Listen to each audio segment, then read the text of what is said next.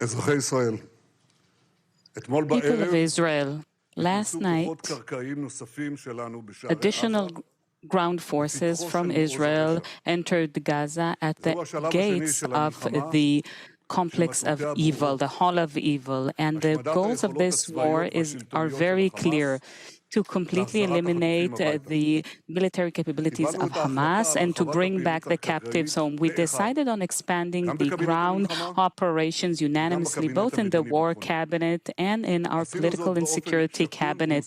We did this in a very educated manner, taking into all the considerations out of responsibility to guarantee the fate of this country and the safety of our troops. The troops that are fighting in enemy territory right now know that the people, as well as the leadership of this country, are behind them. Over the past few days, I met with the troops in their bases, both in the south and in the north, and we have a wonderful army. We have exceptional soldiers, real heroes, both Jews and non-Jews, secular and religious, from the left wing, from the right wing.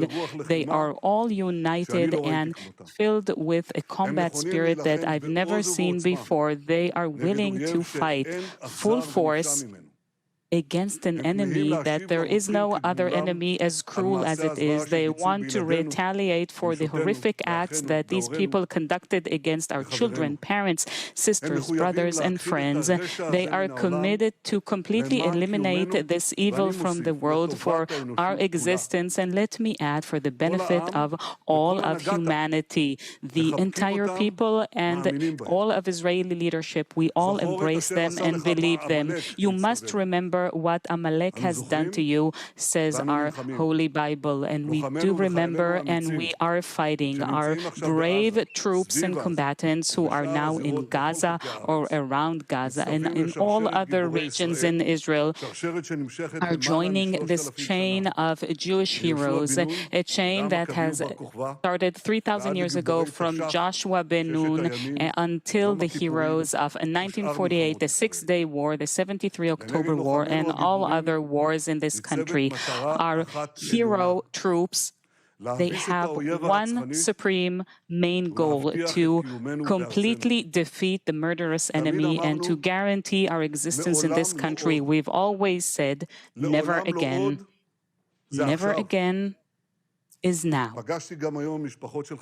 And today I also met with the families of the captives, the hostages, bereaved parents, and my heart is broken, and I reiterated and said to them that at every stage until this point and from now on, we will exhaust every opportunity to bring back our abducted brothers and sisters to the warm embrace of their families. Their abduction is a crime against humanity.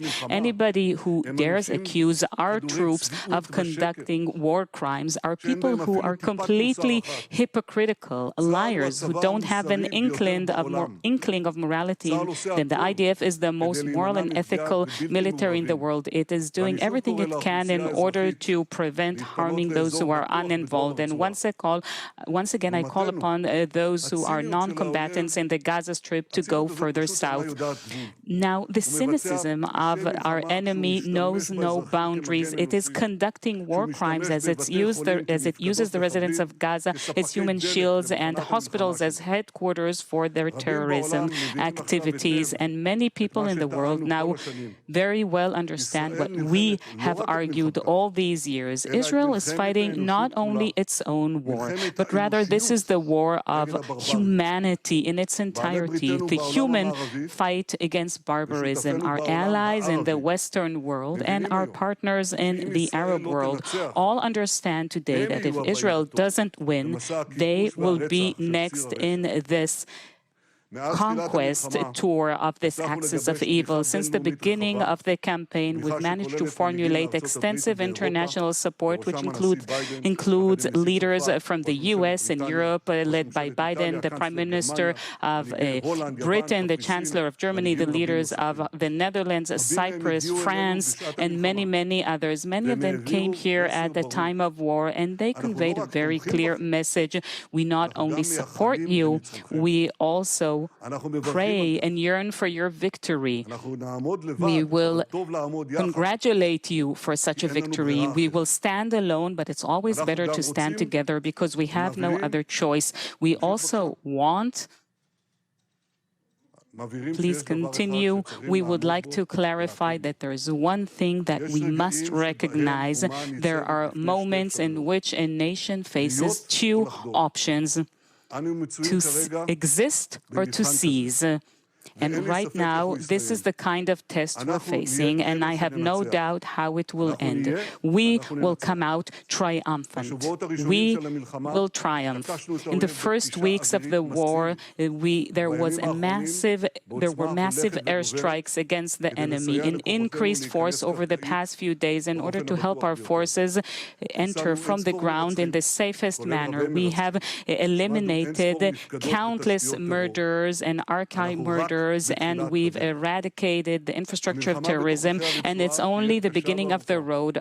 Our fight inside the Gaza Strip will be long and difficult, but we are prepared for that. This is our second war of independence. We will fight for the protection of our homeland, and we will fight on the ground, in the air, in the sea, and we will eliminate the enemy above the ground and beneath the ground. We will fight and we will win, and this will be the triumph of good over evil, light over darkness, life over death. And in this war, we stand together firmly, united more than ever, certain of our just way. This is the mission of our lives. This is the mission of my life. And on behalf of you, on behalf of all of us, I pray for the safety and peaceful return of our enemies. May God defeat the enemies who rise up against us, and may He bring salvation and victory to our troops. Together we will fight, together we will win.